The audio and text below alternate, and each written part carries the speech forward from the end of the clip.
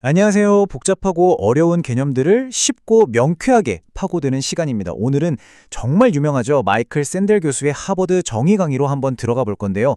여기서 던지는 아주 중요한 질문 하나를 같이 들여다보려고 합니다. 자, 그럼 바로 본론으로 들어가 볼까요? 샌델 교수가 이런 질문을 던집니다.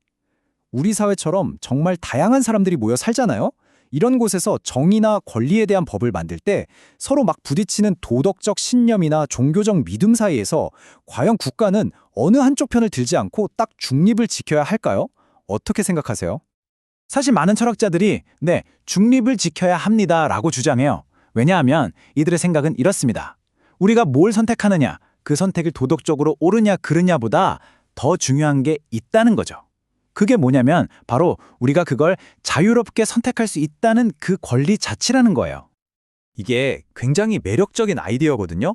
생각해 보세요. 좋은 삶이란 이런 것이다 하고 국가가 딱 정해버리는 게 아니라 그냥 우리 각자가 알아서 선택하게 두는 거죠. 그러니까 뭐가 옳은 삶인지에 대해서는 서로 동의하지 않아도 괜찮다는 거예요. 대신에 우리 모두의 선택할 권리를 지켜주는 그런 중립적인 틀만 만들자. 이런 생각이 힘을 얻게 되는 겁니다. 자, 그런데 이 중립이라는 원칙, 과연 현실에서도 잘 작동할까요? 샌델 교수는 이걸 시험해볼 아주 좋은 실제 사례가 있다고 말합니다. 바로 동성결혼 논쟁이죠. 이 동성결혼 논쟁을 깊이 들여다보면요, 결국 딱 한 가지 질문으로 귀결됩니다. 도대체 결혼의 목적이 뭔가 하는 거죠. 이걸 철학적인 용어로 텔로스라고 부르는데요. 한쪽에서는 결혼의 핵심 목적은 아이를 낳고 기르는 것, 즉 출산이라고 보고요. 다른 한쪽에서는 아니다. 결혼의 본질은 평생을 함께하겠다는 사랑의 약속, 즉 헌신이라고 보는 겁니다. 완전히 다른 두 관점이 팽팽하게 맞서는 거죠. 실제 하버드 강의에서도 이 주제로 토론이 벌어졌는데요. 한 학생의 주장이 아주 인상적이에요. 마크라는 학생인데 이 학생은 이렇게 말합니다. 성의 목적은 두 가지입니다. 첫째는 출산이고 둘째는 결혼제도 안에서 남자와 여자가 하나가 되는 겁니다. 그러니까 결혼의 본질은 출산과 이성 간의 결합이라는 거죠. 이 말을 듣고 있던 해나라는 다른 학생이 바로 날카로운 질문을 던집니다. 잠깐만요. 그럼 만약에 어떤 남녀가 결혼했는데 아이를 가질 수 없는 부부라는 걸 알게 됐다고 쳐요. 그럼 그 부부가 성관계를 갖는 건 불법이 되어야 하나요? 와, 정말 허를 찌르는 질문이죠. 출산만이 목적이라면 이 질문에 답하기가 참 곤란해집니다. 논리의 일관성에 문제가 생기는 거예요. 바로 이 지점에서 우리가 처음에 이야기했던 법은 중립적이어야 한다는 이상이 왜 현실에서 벽에 부딪히는지 드러나기 시작합니다. 이 동성결혼 논쟁을 보세요. 이걸 과연 어느 쪽의 도덕적 가치 판단도 없이 그냥 중립적으로만 해결할 수가 있을까요? 생각보다 훨씬 더 어려운 문제거든요. 실제로 미국의 매사추세츠주 대법원에서 이 문제가 다뤄졌는데요. 법원도 처음에는 최대한 중립적인 입장을 취하려고 엄청 애를 썼습니다. 판결문에서 이렇게 말해요. 이건 결혼의 목적이 뭐냐를 따지는 문제가 아닙니다. 중요한 건 개인의 자율성을 존중하고 법 앞에서 모두가 평등하다는 원칙입니다. 딱 중립적인 태도죠. 그런데 말이죠. 아이러니하게도 바로 그 다음 문단에서 법원은 중립을 포기하게 됩니다. 동성 결혼을 허용하는 결정을 내리려면 왜 그게 정당한지를 설명해야 하잖아요. 그러면서 이렇게 덧붙입니다. 결혼이란 서로에 대한 헌신, 친밀함, 신의 같은 이상들을 사회 전체가 공적으로 축하하고 인정해주는 제도입니다. 자, 보세요. 결국 법원 스스로 결혼의 목적이 무엇인지 정의를 내려버린 거죠.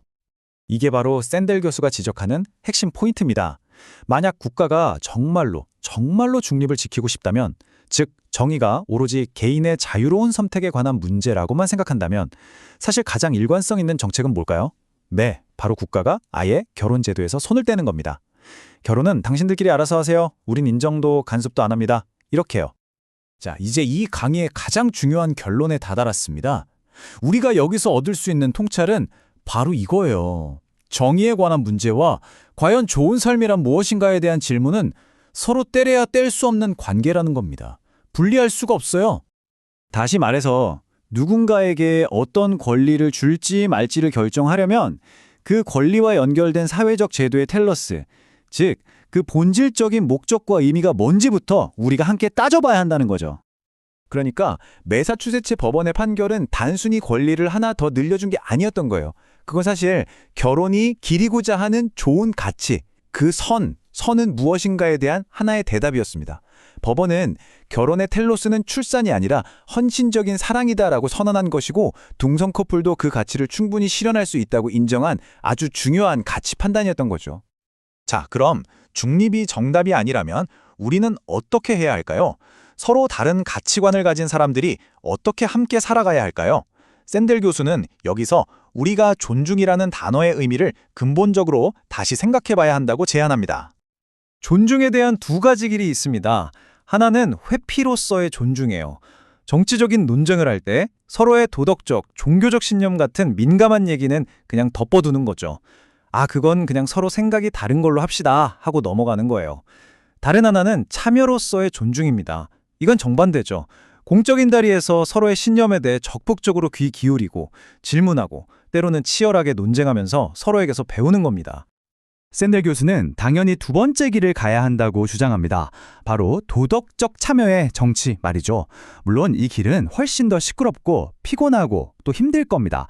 하지만 이렇게 서로 부딪히고 토론하는 과정이야말로 더 건강하고 정의로운 사회로 나아가는 진정한 민주주의의 모습에 더 가깝지 않을까요? 결국 이 모든 논의는 우리 자신에게 하나의 질문을 던지게 만듭니다. 지금 우리 사회의 모습은 어떤가요? 우리가 중요한 사회적 문제에 대해 토론할 때 정말 상대방의 생각에 진심으로 귀를 기울이고 더 나은 답을 찾기 위해 함께 노력하고 있나요? 아니면 그저 불편한 갈등을 피하기 위해 좋은 게 좋은 거라며 본질적인 대화를 회피하고 있는 건 아닐까요?